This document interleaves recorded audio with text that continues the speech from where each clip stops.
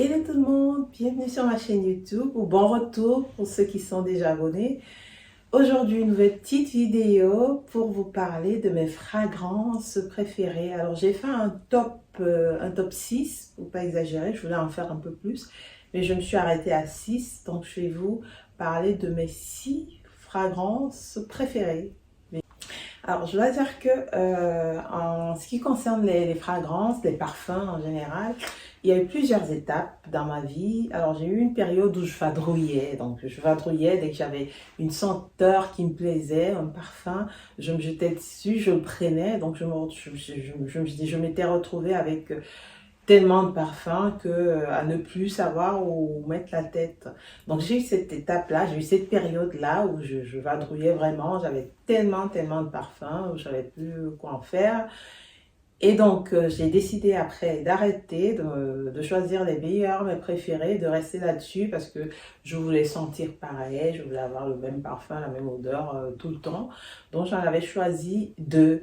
J'étais restée là-dessus pendant un moment. Je vous avoue que ça n'a pas duré très longtemps parce que j'ai recraqué pour... Il y a tellement de belles fragrances, de bons parfums que c'est difficile. Donc j'ai recraqué et j'ai recommencé à prendre de nouveaux parfums, de nouvelles fragrances. Et donc voilà, mais j'ai quand même décidé de ne pas exagérer. J'essaie de rester sur les mêmes, hein, plus ou moins. Bon, il y en a plusieurs qui me plaisent bien. De temps en temps, je décide quand même d'en découvrir d'autres. Mais j'essaie de rester à peu près sur les mêmes. C'est pas évident parce qu'il y a toujours un petit nouveau qu'on aime bien, qu'on a envie d'essayer et qui plaît. Mais bon, j'essaie quand même de plus m'éparpiller comme avant, mais il y a longtemps maintenant. Donc voilà. Sans tarder, je vais donc commencer à vous parler de mes fragrances préférées. Je vais commencer tout simplement par le fameux bois d'argent de la collection privée de Dior, de la fameuse collection privée de Dior.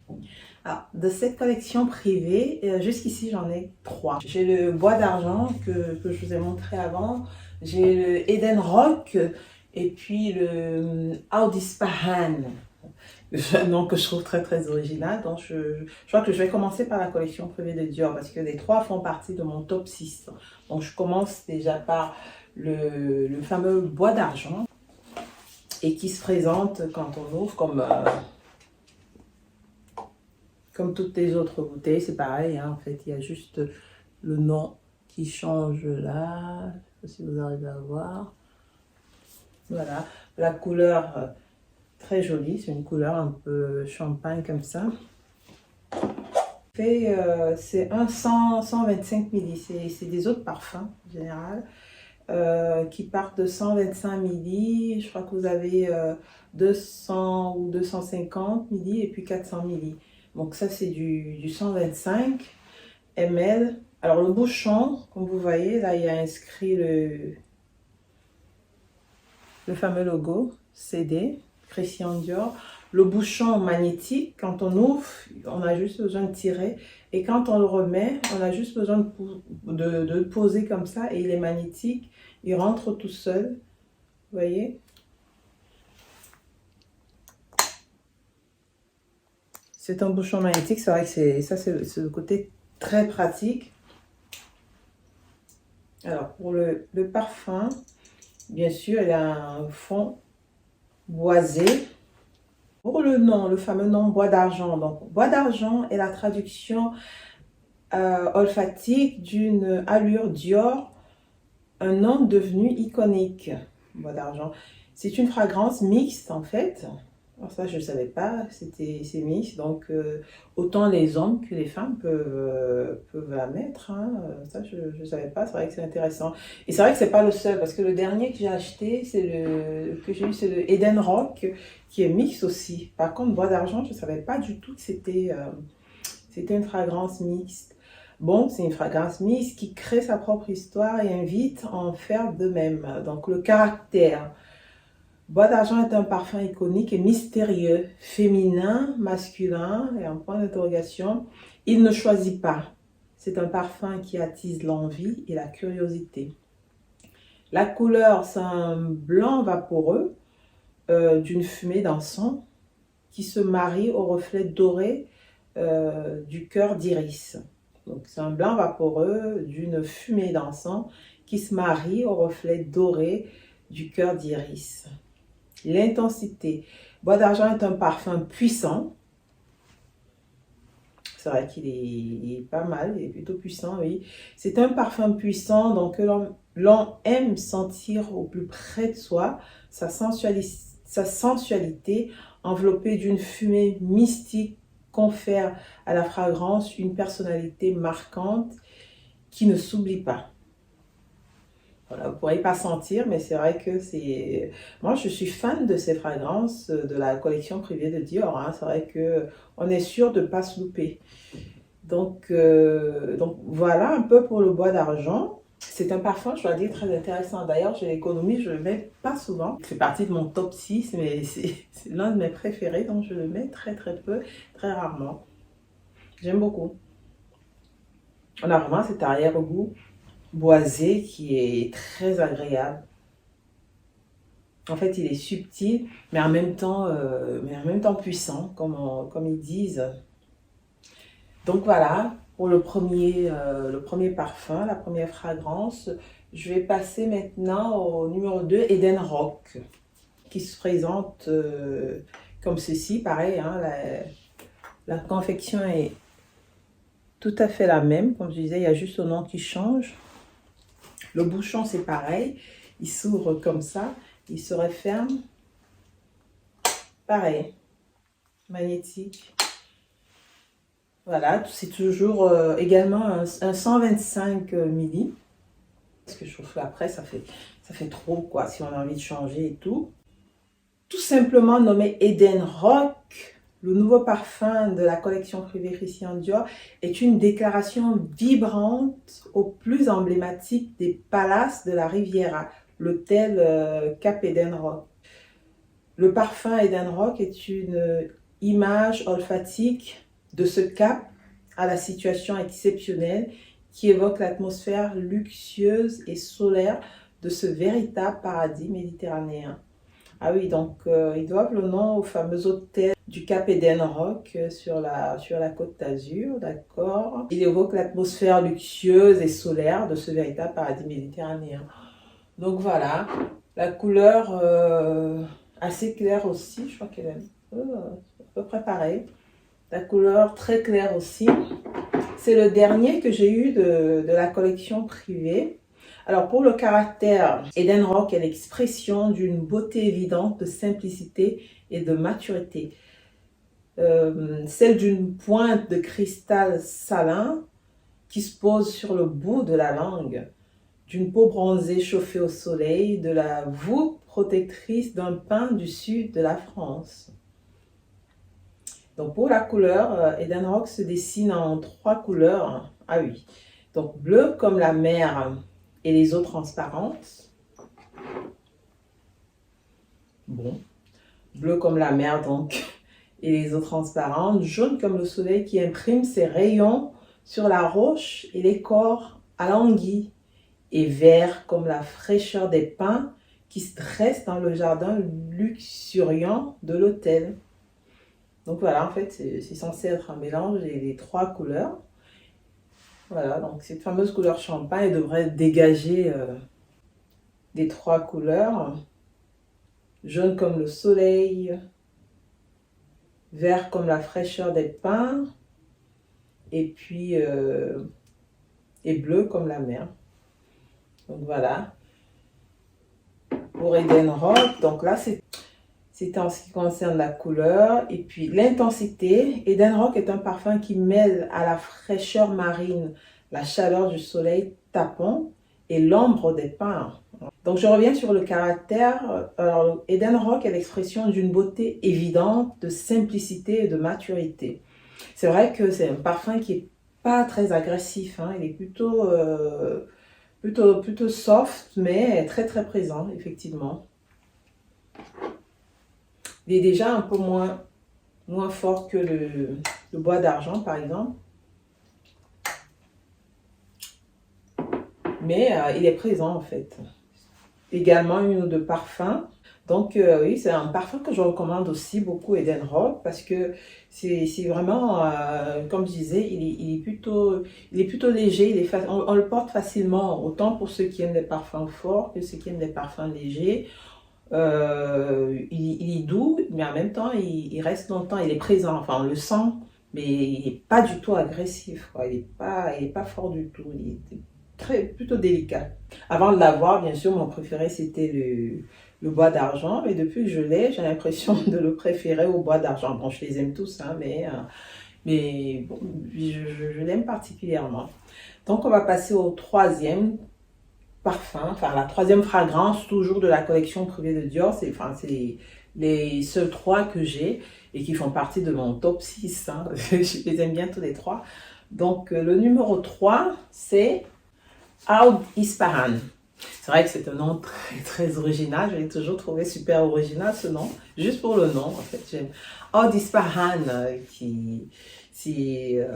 c'est très intriguant comme nom, donc on verra tout à l'heure pourquoi ils l'ont appelé comme ça. Donc pareil, mais là on change, je vais refermer celui-là.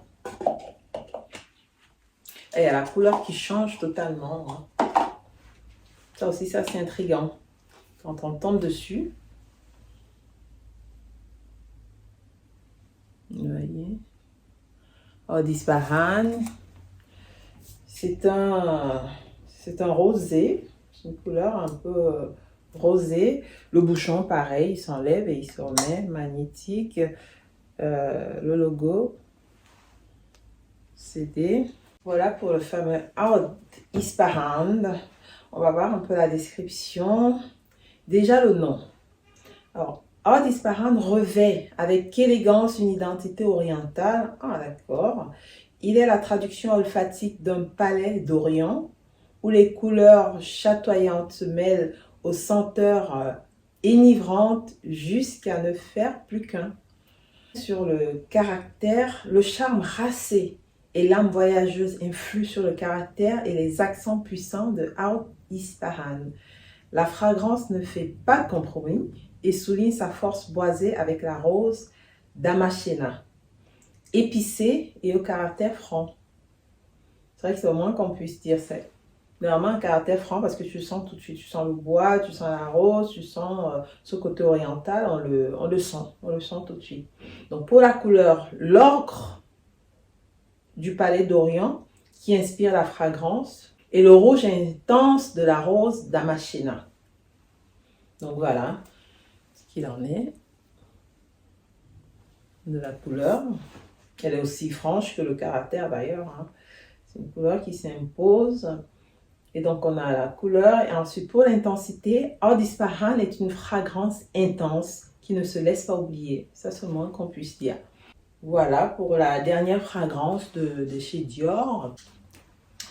Donc, passons à la suite. La prochaine fragrance, c'est une marque anglaise que j'ai découverte depuis peu, qui fait des fragrances aussi très intéressantes. Elles sont intenses. C'est vrai que j'avoue que c'est cher. Hein. Par exemple, là, c'est un 75 ml qui vaut à peu près le même prix que le 125 ml de chez Dior, voire même un petit peu plus. Parce que le 125, il doit être à 220 € de Dior. Et là, le 75 ml est à 235 par là. Donc, c'est la fameuse marque portrait de Penhaligon's. J'ai toujours du mal à le prononcer. Penhaligon's, c'est très british. J'avoue que même au niveau des senteurs, ça fait c'est très élégant, c'est très british, c'est très chic. Et donc, je l'ai découvert depuis peu. Ils font ces fragrances. Bien, c'est des autres parfums également. Donc, là, on a The Ingenue Thousand Flora. The Ingenue Thousand Flora. Donc, il se présente comme ça, ce parfum. La couleur est violacée, comme vous voyez. J'aime beaucoup le packaging, j'aime beaucoup la petite bouteille comme ça. C'est vrai que c'est tout mignon, hein, c'est mignon. C'est 75, mais ça fait un peu plus petit. Et pourtant, c'est un 75 ml. Et c'est trop beau, vous voyez, ça rentre vraiment dans la paume d'une main, comme ça. C'est mignon, on peut le transporter facilement dans son sac. On va voir un petit peu la description, qu'est-ce qu'ils disent. The Ingenue Cousin Flora, c'est l'innocente aux grands yeux de la famille. Cousine Flora est toujours polie envers ses aînés, toujours à l'heure à ses leçons d'équitation, un ange tout sourire qui comble sa maman. Flora est la plus jeune et la plus douce des cousines de Rose. Donc voilà pour la petite description. Alors la composition, on a un cocktail d'agrumes et du musc en broxant. C'est vrai qu'on les sent beaucoup les agrumes, hein, et surtout le musc. Moi je sens je sens beaucoup plus le musc que les agrumes. Mais c'est un parfum aussi délicat, très soft, mais intense. Il est vraiment très intense. Tu le sens toute la journée. Et donc voilà pour le fameux Penaligance. Pas facile à prononcer, Penaligance. Donc pareil, il y a plein de fragrances. Je vous montre là. Ils ont plein de fragrances au choix. Et c'est la seule que j'ai. En fait, c'est la seule que j'ai testée jusqu'ici. Je compte en tester d'autres parce que je pense qu'ils peuvent être intéressants. C'est vrai que le prix n'est pas du tout donné. C'est assez cher. Mais ça vaut peut-être le coup. C'est des collections privées également. Bon, après, on a de très belles fragrances aussi, classiques, hein, qui font pas forcément partie des collections privées, mais qui sont très bien. Mais c'est vrai que je l'ai découvert il y a, en début d'année, je pense, donc il y a moins d'1 an. Et j'avais jamais essayé, c'est le premier que j'essaie, donc j'essaierai forcément d'autres. J'aime beaucoup. Jusqu'ici, là, c'était le numéro 4. C'est par ordre aléatoire, hein, comme je vous ai dit. Hein. C'est pas du tout par ordre de préférence, je les aime tous. Et pour le numéro 5, je vais aller sur le fameux rouge d'Hermès.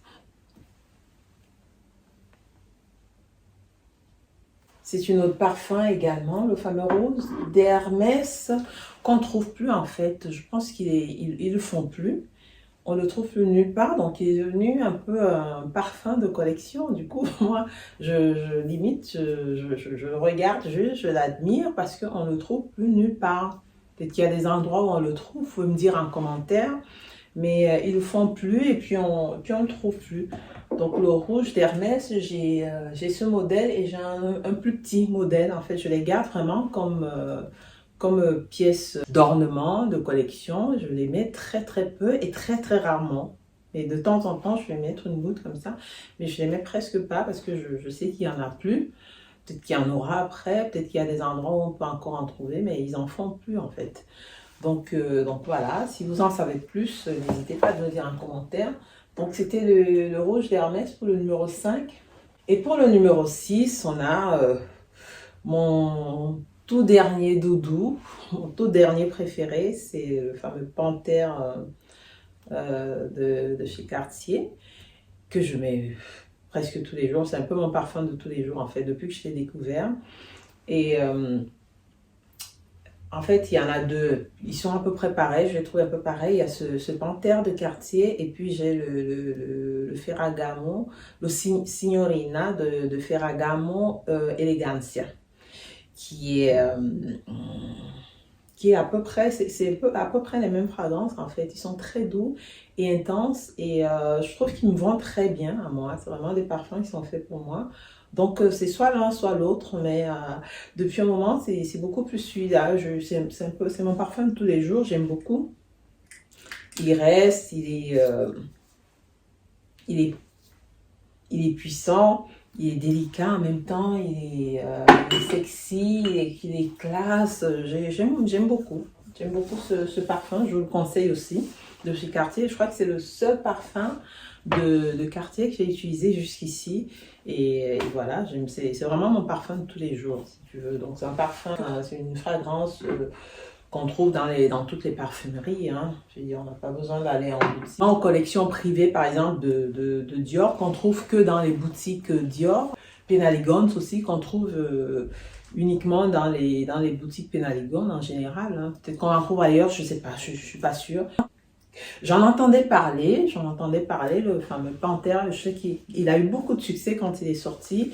Et je comprends bien hein, pourquoi tant de succès, parce qu'ils sont super bons, je l'adore. Voilà, est-ce qu'on est à 6? Oui, ouais, c'est tout. Bon, j'en ai plein d'autres, mais bon, J'avais décidé de faire un top 6, donc c'est mes 6 préférés, pas du tout par ordre de préférence parce que je les adore tous. D'ailleurs, les autres aussi qui font pas partie du top 6, je les aime bien, mais c'est plus mes parfums de tous les jours que j'utilise un peu plus facilement, quoi. Donc voilà, vous savez tout sur mes 6 parfums préférés. Je vais m'arrêter là pour cette vidéo. J'espère que vous avez aimé. N'hésitez pas, bien sûr, de vous abonner, d'activer la cloche de notification, de commenter, de liker, commenter. Dites-moi ce que vous en pensez. Si vous les avez déjà essayés, et ce que vous en pensez vous aussi. J'ai besoin de vos avis. N'hésitez surtout pas. Et moi, je vous dis à très très bientôt pour une prochaine vidéo. Bisous, bisous.